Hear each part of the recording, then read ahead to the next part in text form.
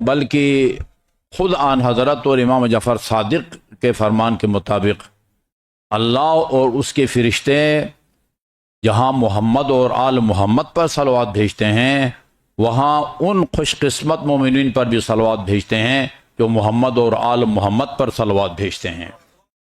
اللہم صلی علی محمد وآل محمد۔ مفسر قرآن اور ملت کے محسن مربی شیخ محسن علی نجفی رضوان اللہ تعالی علیہ نے اپنی تفسیر الکوثر میں اسی سورہ احزاب کی آیت نمبر 56 کی تفسیر میں ایک روایت نقل کی ہے رسول خدا صلی اللہ علیہ وسلم کی۔ آپ نے فرمایا من صلی علیہ مرتن صلی اللہ علیہ وملائکتہ، جو مجھ پر اور میری آل پر ایک مرتبہ صلوات بھیجے اللہ اور اس کے فرشتے اس پر صلوات بھیجتے ہیں۔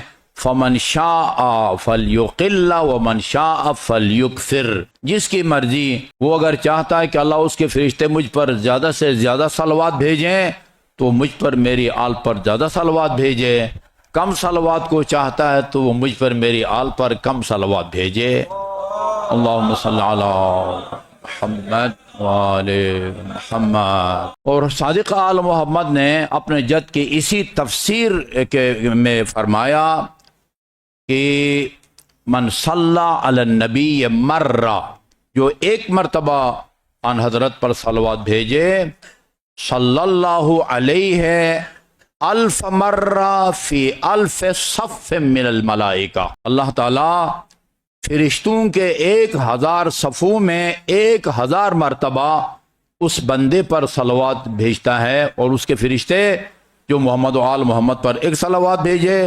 وما خلق اللہ من شیء الا وصلی علیہ لصلاۃ اللہ وصلاۃ ملائکتہ، اور خدا کی تمام مخلوقات، اگر آپ خدا کی مخلوقات کو ادنا مخلوق سے لے لیں تو وہ جمادات سے شروع ہوتے ہیں، جمادات بھی خدا کی مخلوق ہیں، نباتات بھی خدا کی مخلوق میں، حیوانات بھی خدا کی مخلوق ہیں، جن اور انس بھی اور فرشتے بھی، 6 قسم کی خدا کی مخلوقات اس خوش قسمت مومن پر صلوات بھیجتی ہے جو ایک مرتبہ محمد اور آل محمد پر صلوات بھیجے۔ اللہم صلی علی محمد وآل محمد، اللہم صلی علی محمد وآل محمد۔ اس سے تو زیادہ اونچی آواز میں ہم صلوات سعودیہ میں بھیجتے تھے، اللہم صلی علی محمد وآل محمد۔ اور میرے خیال میں علماء کرام کا تجربہ مجھ سے زیادہ ہے، سب سے مشکل کام علماء کرام سے بآواز بلند صلوات بھیجوانا ہے۔ اللہم صلی علی محمد وآل محمد۔ میرے نہایت قابل احترام پروفیسر عابد صاحب نے واقعی حق ادا کر دیا امام زین العابدین کے اس سے فرمان کی روشنی میں کہ والدین کی کتنی سنگین ذمہ داریاں اولاد کے اوپر عائد ہوتی ہیں۔ جس آیے کریمہ کی میں نے آپ کے سامنے تلاوت کی ہے اس میں اللہ تعالیٰ جس سے تاکید کے ساتھ اور جس لب و لہجے میں اپنی عبادت کا حکم دے رہا ہے، اسی تاکید اور لب و لہجے میں والدین کے ساتھ احسان کا حکم دے رہا ہے۔ وَقَضَىٰ رَبُّكَ أَلَّا تَعْبُدُوا إِلَّا إِيَّاهُ، اللہ کا حکم یہ ہے کہ اس کے سوا کسی اور کی عبادت نہ کرو۔ ایاک نعبد وبالوالدین احسانا، احسان کی ایک تفسیر میرے برادر محترم نے کی ہے، میں نے دوسری تفسیر امام زین العابدین کے فرمان میں پڑھی ہے۔ والدین سے احسان کا وہ مطلب نہیں ہے جو آپ لفظ احسان کو سن کے یا کسی کتاب میں پڑھ کے سمجھتے ہیں، بلکہ والدین سے احسان کا مطلب یہ ہے کہ تم خود ان کی ضروریات زندگی پر نظر رکھو، وہ کس عمر میں ہیں، ان کی صحت کیسی ہے، کس طرح کا موسم ہے، ان کی ضروریات زندگی کو، چاہے ان کا تعلق مشروبات سے ہو، ملبوسات سے ہو، معقولات سے ہو، تم خود ان کی ضروریات زندگی کو پورا کرو، ان کو اتنی بھی تکلیف نہ ہو کہ وہ تم سے ضرورت کی چیز مانگیں۔ احسان کا مطلب یہ ہوتا ہے۔ اور یہ مرحوم عبدالحسین دستغیب، اللہ تعالیٰ امیر المومنین کے جوار میں ان کو مقام عطا فرمائے، اپنے گناہان کبیرہ میں انہوں نے لکھا ہے کہ بہت ساری اولاد ایسی ہوتی ہے جو والدین کی زندگی میں آنکھ کے مقابلے میں بار ہے، بر۔ والدین کی زندگی میں آنکھ نہیں ہے، وہ والدین کا تابع فرمان ہے، والدین کا پسندیدہ ہے، والدین اس سے خوش ہیں، احترام بھی کرتا تھا زندگی میں، ان کی ضروریات زندگی کا خیال بھی رکھتا تھا۔ زندگی میں وہ آنکھ والدین نہیں تھا، مگر والدین کے اس دنیا سے رخصت ہو جانے کے بعد وہ آنکھ والدین بن جاتا ہے، جب وہ اس کا خیال نہ رکھے، ان کے حقوق کا خیال نہ رکھے۔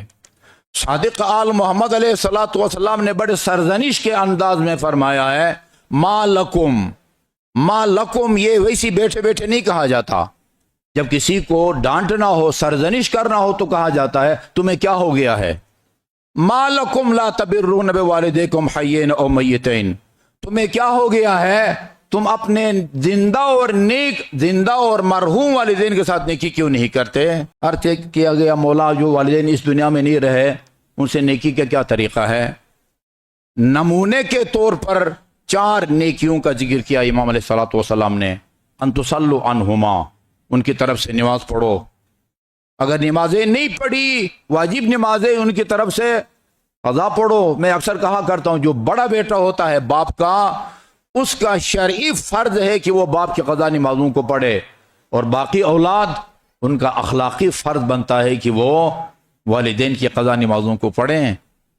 اگر نہیں پڑھتے تھے تو ان کی طرف سے واجب کی نیت سے پڑھو، اور اگر پڑھتے تھے تو یہ 2 رکعت نماز پڑھ کے، نماز شب پڑھ کے، حتیٰ یہ 5 وقت کی نماز پڑھ کے جو آپ کو اضافی ثواب ملتا ہے وہ بھی ان کی روح کو ہدیہ کریں گے، اللہ ان تک پہنچا دیتا ہے۔ ان تصلوا عنہما وتصوموا عنہما، ان کی طرف سے روزہ رکھو۔ اور یہ میں چلتے چلتے بڑے کام کا فتویٰ آیت اللہ سیستانی کا عرض کر دوں۔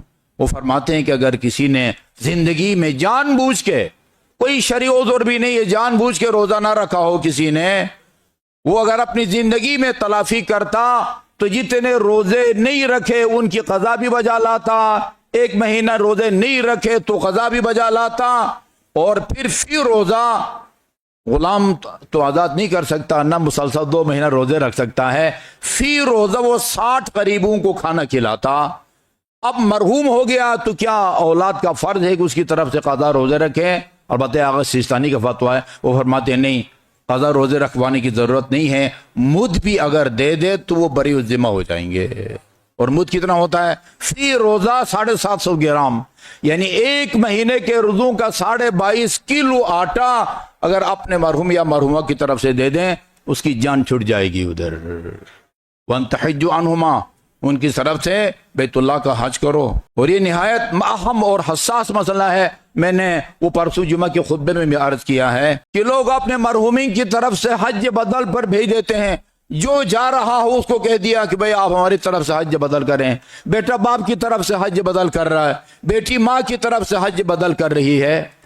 جو آدمی کسی کی طرف سے حج بدل کر رہا ہے کنفرم اس کی قرائت کو صحیح ہونا چاہیے، اور یہ ہم نے آزمایا ہے کئی سالوں سے، منتیں کرتے ہیں لوگوں کی کہ بھئی آئیں نماز ٹھیک کریں، نہیں آتے، یقیناً ان کی اپنی نماز کوشش کے باوجود اگر ٹھیک نہ کر سکے اپنی قرائت کو، ان کی 5 وقت کی نماز بھی ٹھیک ہے، حج بھی صحیح ہے، لیکن اگر آپ کسی کی طرف سے حج بدل کر رہے ہیں تو اس وقت تک نہیں کر سکتے جب تک قرائت صحیح نہ ہو۔ میں نے یہ کہا کہ اگر کسی کو آپ حج بدل کے لیے بھیجنا چاہتے ہیں اسے کہیں فلان مستند عالم دین یا قاری اس کو نماز سناؤ اور اس سے لکھوا کے لاؤ کہ اس کی قرائت صحیح ہے، تب میں آپ کو اپنے مرحوم یا مرحومہ کی طرف سے حج بدل پر بھیجوں گا۔ یہ انتہائی حساس معاملہ ہے، اس کی طرف توجہ کی ضرورت ہے۔ وَتَعْتَمِرُوا عَنْهُمَا، ان کی طرف سے عمرہ کرو۔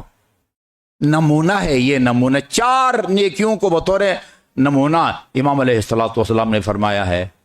اور وہ ماں یا باپ کتنے خوش قسمت ہوں گے کہ وہ ماں یا باپ کی طرف سے اس کی اولاد کسی کو وہ زیارات کے یہ لے لو $1100 یا $1200، اور میرے والد مرحوم یا والد مرحومہ کی طرف سے جا کے سید الشہداء کی قبر کی زیارت کرو۔ میں نے پڑھا ہے زیارت کامل الزیارت کے اندر، آخر میں فرمایا جو آدمی میرے نواسے کی قبر کی زیارت کرے عارفاً بحق ہی، بشرط کہ اس کے دل میں حسین کی معرفت ہو، اللہ تعالیٰ اس کو ایسے مقبول حج اور 90 مقبول حج اور عمروں کا ثواب عطا فرماتا ہے جو میں رسول کی قیادت میں انجام دیے گئے ہوں. والدین خصوصاً والدہ. روایت آپ نے پڑھی بھی ہے اور سنی بھی ہے.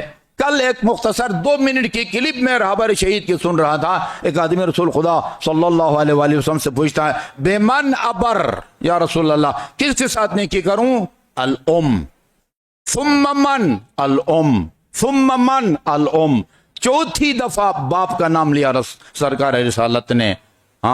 3 دفعہ مسلسل کہا کہ ماں کے ساتھ نیکی کرو, ماں کے ساتھ نیکی کرو اور ماں کے ساتھ نیکی کرو. ٹائم میرے پاس بالکل ختم ہو گیا ہے. میں نے 2-3 روایتیں اس مرحومہ سیدانی کے, آپ کہیں بے شک اس کا نام آپ فضائل رکھیں, میں نے نوٹ کی ہیں. میں ان روایات کے ذریعے مرحومہ کی روح کو بھی مبارکباد پیش کرتا ہوں اور ان کی اولاد کو بھی, ان بیٹیوں کو اور بیٹوں کو بھی جو آخر دم تک خوشی سے, جیسا آپ فرما رہے تھے, خوشی سے اپنی ماں کی خدمت کرتے رہے. اور ہمیں پتہ چلتا تھا ہمارا تعلق ہے اس خاندان کے ساتھ کہ زندگی کے آخری لمحات میں وہ کس کرب کے ساتھ وہ زندگی کے لمحات گزار رہی تھی. یہ روایت میں نے نقل کی ہے. ان العبد لیکون لہ عند اللہ درجہ. اللہ تعالیٰ نے اپنے بعض بندوں کے لیے بعض درجات کو, جنت میں بعض درجات کو یعنی دینے کا وہ عہد فرمایا ہے.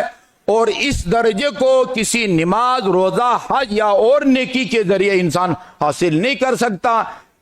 لا یبلغها الا بعلۃ, وہ کسی بیماری کی تکلیف کو برداشت کیے بغیر اس منزل تک نہیں پہنچ سکتا. فیبتلیہ فی جسدہ, اللہ تعالیٰ یا اس کو جسمانی بیماری میں مبتلا کر دیتا ہے, یا مالی بیماری میں مبتلا کر دیتا ہے, یا اولاد کی مصیبت میں مبتلا کر دیتا ہے, جس کے نتیجے میں وہ اس درجہ یا مقام تک پہنچتا ہے جس مقام کو کسی اور نیکی کے ذریعے انسان حاصل نہیں کر سکتا. ثم یعنی اس بیماری, طویل بیماری کا اس کو شکار کر دیتا ہے. پھر ثم یصبرہ علی ذالک, پھر اس بیماری پر صبر کی بھی اللہ تعالیٰ اس کو توفیق دیتا ہے. جزا فضا نہیں کرتا, خدایا تو یہ کس مصیبت میں تو نے مجھے ڈال دیا ہے. یہ ثم یصبرہ, اس کو صبر کی بھی توفیق عطا فرماتا اللہ تعالیٰ. حتی یبلغہ ایہا, صبر بیماری میں مبتلا کر دیتا ہے, پھر صبر کی بھی توفیق عطا فرماتا ہے, پھر اس درجے تک پہنچاتا ہے اللہ تعالیٰ جو اس نے اس کے لیے مقرر کر رکھا ہو. روایتیں اور بھی ہیں, صرف آخری روایت عرض کروں اور مصائب کے چند جملے. اذا مرض المؤمن, ظاہر ہے کوئی بھی بیمار, خصوصاً جو طویل علالت میں مبتلا رہا ہو, یہی مرحومہ ظاہر ہے وہ اپنی جوانی میں جو قرآن کی تلاوت کر سکتی تھی, وہ اپنی جوانی میں جس طرح نماز شب پڑھ سکتی تھی, وہ اپنی جوانی میں جس طرح اپنے ہمسر یا اولاد کی خدمت کر سکتی تھی, کرتی تھی, اسی طرح اس بیماری میں تو نہیں کر سکتی تھی. اللہ تعالیٰ فرماتا ہے وہ صحت کی زندگی میں جو اعمال انجام دیتی تھی, اب بیماری کی وجہ سے ان اعمال کو انجام دینے سے قاصر ہے. اس کے نامہ اعمال میں ان اعمال کو لکھو جو وہ صحت کی زندگی میں انجام دیا کرتی. میں مبارکباد پیش کرتا ہوں ان کی اس اولاد کو, زندگی میں بھی راضی رہی اور اس دنیا سے رخصت ہونے کے بعد بھی ان سے راضی ہیں. میں اس واقعے کو پہلے بیان کرتا تھا, میں کہا کرتا تھا اس روایت کا راوی زندہ ہے چونکہ شیخ صاحب زندہ تھے. ابھی وہ ہستی ہم میں نہیں رہی, انہوں نے خود مجھے سنایا, فرمایا کہ میں نجف سے واپس آ کے سیدھا سب سے پہلے اسلام آباد میں جامعہ اہل بیت کی تاسیس کی کوشش شروع کی. اسے کچھ عرصے کے بعد والدین جو اس دنیا سے رخصت ہو گئے تھے ان کی قبر کے بیعت کر دو, وہ کھرمنگ کا علاقہ جہاں ان کے والدین دفن ہے قبرستان میں, دونوں کی تاریخ وفات میں کافی فاصلہ تھا, ظاہر ہے پھر قبروں میں بھی فاصلہ زیادہ تھا. فرما رہے تھے کہ والد صاحب کی قبر پر گیا لیکن والدہ کی قبر پر میں نہیں گیا, دور سے فاتحہ پڑھ کے سکردو سے اسلام آباد اور اسلام آباد سے کراچی فیڈرل بی ایریا میں ہمشیرہ رہتی تھی. ان سے ملنے گیا. ملاقات کے بعد خیریت دریافت کرنے کے بعد پہلا سوال ہمشیرہ نے یہ کیا کہ بھائی جان آپ جب قبرستان جاتے ہیں تو والدہ کی قبر پر نہیں جاتے؟ میں نے کہا کیا ہوا؟ کہا کہ والدہ نے خواب میں مجھے بتایا ہے آپ قبرستان گئے ہیں، والد صاحب کی قبر پر گئے ہیں لیکن والدہ کی قبر پر نہیں گئے. کل فوت ہوئے ہوں، 10 سال پہلے فوت ہوئے ہوں، ان کو پتہ چلتا ہے وہ اس جسد خاکی میں ان کی روح اتنی طاقتور نہیں ہوتی جتنی اس جسد خاکی سے رہائی ملنے کے بعد وہ طاقتور ہوتی ہے. وہ ہمارے اعمال، ہمارے حرکات و سکنات سے ان کی روحیں وہ راضی رہتی ہیں.